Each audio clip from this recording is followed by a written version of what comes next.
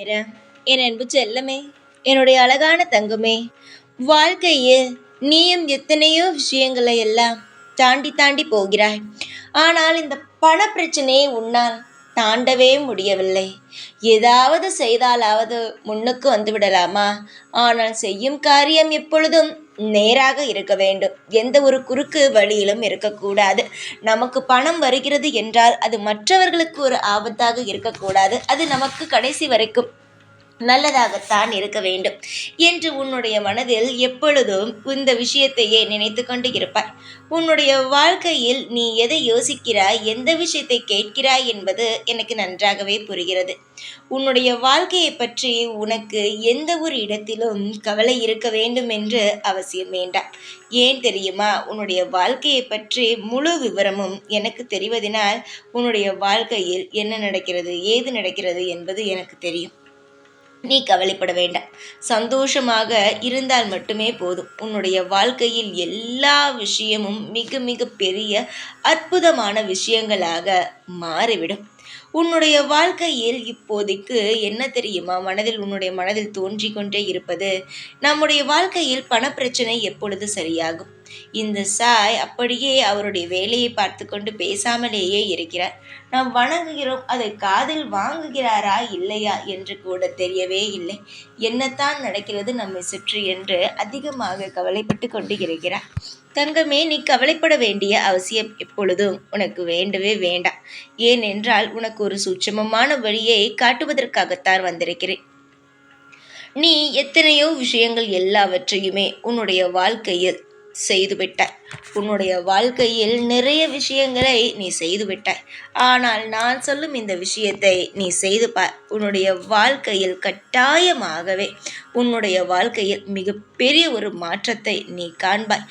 திடீர் மாற்றம் என்று சொல்வார்கள் அல்லவா? நீயே நிறைய முறை திடீர் மாற்றம் என்று நிறைய பேர் சொல்கிறார்கள். எனக்கு அந்த திடீர் மாற்றம் வரவே இல்லையே என்று கவலைப்பட்டு கொண்டு இருக்கிறாய் அல்லவா? அந்த திடீர் மாற்றம் உனக்கு வரும் நாள் சில பேருக்கு ஏதாவது ஒரு விஷயத்தை செய்தவுடன் வரும். முக்கியமாக நீயே சொல்லியிருக்கிற, இந்த கோவிலுக்கு போயிட்டு வந்ததற்கு பிறகுதான் ஏதோ ஒரு மாற்றம் இருக்கிறது என்று. அந்த அளவுக்கு ஒரு கோயிலும் ஒவ்வொருவருக்கு மிக மிக சிறப்பானது. சில சமயம் சிலர் சொல்வார்கள் என்னிடமே வந்து, நான் உன்னுடைய கோவிலுக்கு போயிட்டு வந்துதான் அப்பா எனக்கு சில மாற்றங்கள் வந்தது. ஷிரடிக்கு போயிட்டு வந்தேன், எனக்கு ஒரு மாற்றம் வந்தது. என் ஊரில் இருக்கும் இந்த கோயிலுக்கு போயிட்டு வந்தேன், எனக்கு ஒரு மாற்றம் கிடைத்தது என்று சொல்வார்கள். அது அவர்களுடைய மனதை பொறுத்து, அவர்களுக்கு அந்தந்த இடத்தில் இருக்கும் அந்த நல்ல ஒரு விஷயத்தை பொறுத்து.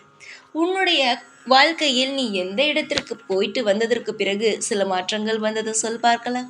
சொல் தங்கமே, உன்னுடைய வாழ்க்கையில் நீ எந்த இடத்திற்கு, முக்கியமாக ஒரு விஷயத்தை நீங்கள் நன்றாக காதில் வாங்கிக் கொள்ளுங்கள். நீங்கள் ஒரு நிறைய இடத்திற்கு போய்கொண்டு வருகிறீர்கள். அதாவது கோயிலுக்கு, உங்கள் ஊரில் இருக்கும் கோவில்களுக்கும் செல்கிறீர்கள், உங்கள் குலதெய்வ கோயிலுக்கும் செல்கிறீர்கள். அது மட்டுமல்லாமல் வெளியூரில் இருக்கும் கோவில்களுக்கும் செல்கிறீர்கள். ஆனால் ஏதோ ஒரு கோவிலுக்கு நீ போயிட்டு வரும் பொழுது மிக மிக பெரிய அற்புதம் நடக்கும். அடுத்தடுத்து உன்னுடைய வாழ்க்கையில் மிக மிக பெரிய திருப்பங்கள் கிடைக்கும். அது என்னுடைய கோயிலாகத்தான் இருக்க வேண்டும் என்று நான் சொல்லவில்லை. எந்த கோயிலாக வேண்டுமானாலும் இருக்கலாம்.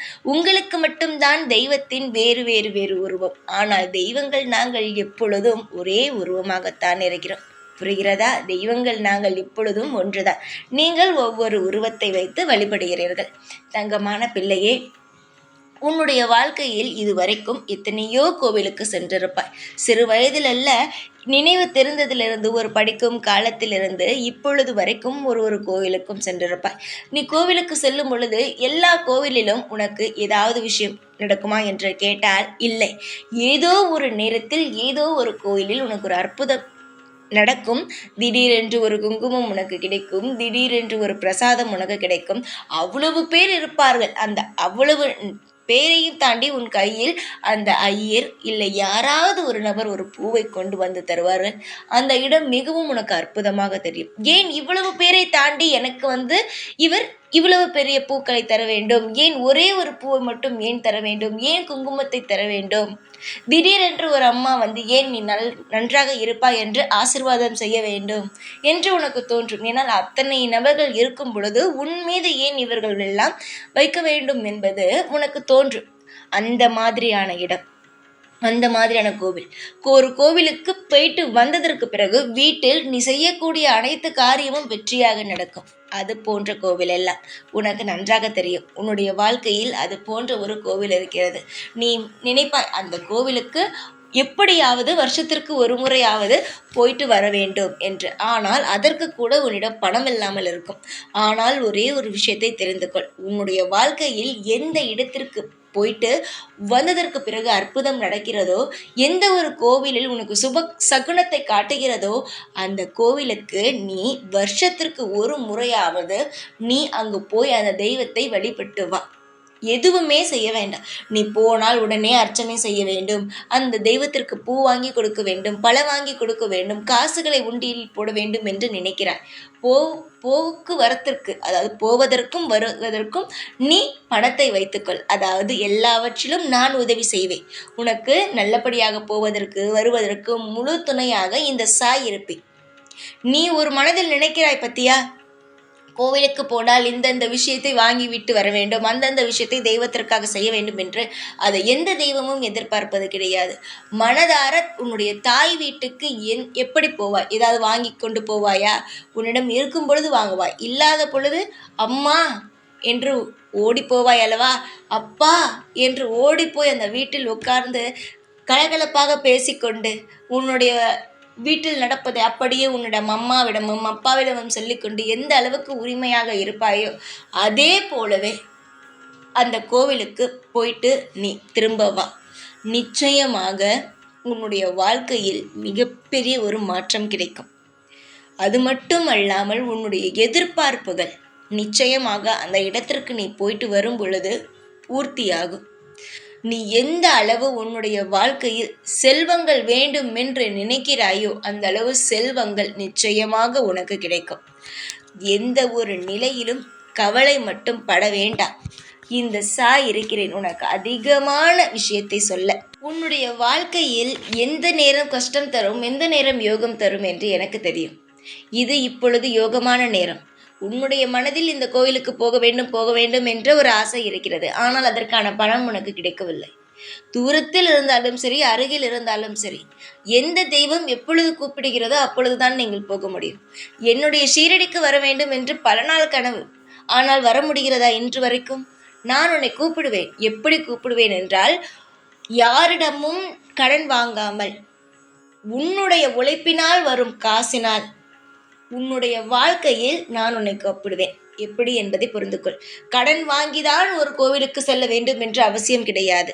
ஒரு நபரிடம் நாளைக்கு தருகிறேன் என்று எனக்கு இந்த காசை கொடுங்கள், நான் அந்த கோவிலுக்கு போயிட்டு வருகிறேன் என்று சொல்ல வேண்டிய அவசியம் கிடையாது. எனக்கு அப்படி கூப்பிட வேண்டும் என்ற எண்ணம் கிடையாது. உனக்கு அந்த கோவிலுக்கு வந்துவிட்டு போகும் அளவுக்கான பணத்தை கொடுத்துதான் நான் என்னுடைய ஷீரடிக்கு நான் உன்னை கூப்பிடுவேன். எந்த ஒரு நிலையிலும் என்னுடைய பிள்ளையை எனக்காக கடன் வாங்க நான் வைக்கவே மாட்டேன். தெரிந்து கொள். எனக்கு மட்டுமல்ல, எந்த தெய்வத்திற்காக இருந்தாலும் கடன் வாங்கி ஒரு நபரிடம் இருந்து வாங்கி அந்த தெய்வத்திற்கு செய்ய வேண்டாம். அது எந்த தெய்வமும் ஏற்றுக்கொள்வது கிடையாது. நீங்கள் நினைக்கிறீர்கள் ஒரு கோவிலுக்கு போக வேண்டும், அதுவும் தூரமாக இருக்கிறது, அந்த கோவிலுக்கு போக வேண்டும் வர வேண்டும் என்றால் யாரிடமாவது கடன் வாங்கியாவது போக வேண்டும் என்று. கடன் வாங்கி ஒரு தெய்வத்திற்கோ கோவிலுக்கோ நீங்கள் எதுவும் செய்ய வேண்டாம். அதற்கு வீட்டிலேயே இருக்கலாம். உங்களை கஷ்டப்படுத்தி எந்த தெய்வமும் உங்களை வழிபடவே சொல்லவில்லை. உங்களால் மனதால் எல்லா விஷயத்தையும், அதாவது ஒவ்வொரு விஷயத்திலும் உங்களுடைய வாழ்க்கையில் உங்களுக்கு எல்லா இடத்திலும் இந்த சாய் துணை இருப்பேன். கடன் வாங்கி எந்த தெய்வத்திற்கு கோயிலுக்கும் போக வேண்டாம். கடன் வாங்கி எந்த தெய்வத்திற்கும் எதுவும் நீங்கள் செய்யவும் வேண்டாம். உங்கள் கையில் இருப்பதை மட்டும் செய்யுங்கள். இன்னும் 2 நாட்களுக்குள் நான் சொன்ன, அதாவது உங்களுடைய மனதில் இந்த இடத்திற்கு போயிட்டு வந்ததற்கு பிறகு ஒரு மாற்றம் கிடைக்கிறது என்று சொல்கிறீர்கள் பார்த்தீங்களா, அந்த கோவிலுக்கு சென்று விட்டு வாருங்கள். உங்களுக்கு வாசலிலேயே நான் காத்திருப்பேன்.